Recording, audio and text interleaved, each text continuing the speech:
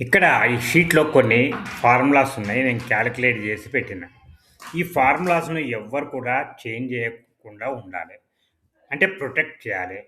చేయగలుగుతారా మీరు? ఏం జేయాలా? ఫస్టు ఈ ట్రయాంగిల్‌ని క్లిక్ జేయాలి. అన్ని సెల్స్ సెలెక్ట్ అయిపోతాయి షీట్‌లో. తర్వాత హోమ్ ట్యాబ్‌లో ఈ ఫార్మాట్ డ్రాప్ డౌన్‌ని క్లిక్ జేయాలి. ఇక్కడ తాళం ఉంది చూసారా లాక్. దాన్ని ఫస్ట్ అన్‌లాక్ జేయాలి. ఇప్పుడేమైంది అన్ని సెల్స్ అన్‌లాక్ అయిపోయినాయి. తర్వాత ఈ మనకి ఏవైతే ప్రొటెక్ట్ చేయాలనో ఆ సెల్స్‌ని సెలెక్ట్ చేసుకోవాలి.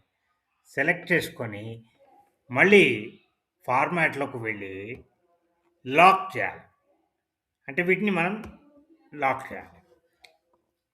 తర్వాత రివ్యూ కమాండ్ ట్యాబ్‌లోకి వెళ్ళి ప్రొటెక్ట్ షీట్ అనేది దాన్ని క్లిక్ చేయాలి రిబ్బన్‌లో.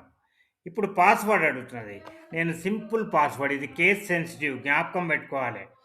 తర్వాత ఇక్కడ ఈ ఫస్ట్ చెక్ బాక్స్‌ను మనం అన్‌చెక్ చేయాలి. ఎందుకంటే సెలెక్ట్ లాక్డ్ సెల్స్ అని ఉంది కదా! చెయ్యొద్దు అని చెప్తున్నామనమాట. అన్‌లాక్ చేసి. ఓకే. క్లిక్ చేయాలి. తర్వాత మళ్ళీ దాన్ని పాస్వర్డ్‌ని కన్ఫర్మ్ చేయాలి. మన పాస్వర్డ్ మనకే తెలుసు. ఇది తెలవకపోతే ఎవ్వరు ఓపెన్ చేయలేరు.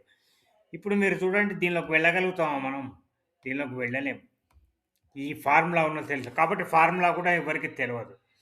తర్వాత ఇక్కడ మనం కొత్త డేటా ఎంట్రీ ఎంటర్ చేసినాం అనుకుందాం ఉదాహరణకు 10/01/26 ఇక్కడ సే 1000 రూపీస్ నేను ఏదో పర్చేజ్ చేసిన.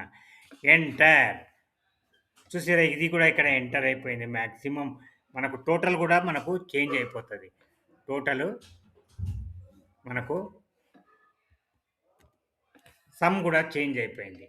ఈ రకంగా మన ఫార్ములాస్‌ను ఎక్కడ ఉన్నా కూడా మనం ప్రొటెక్ట్ చేసుకోవచ్చు.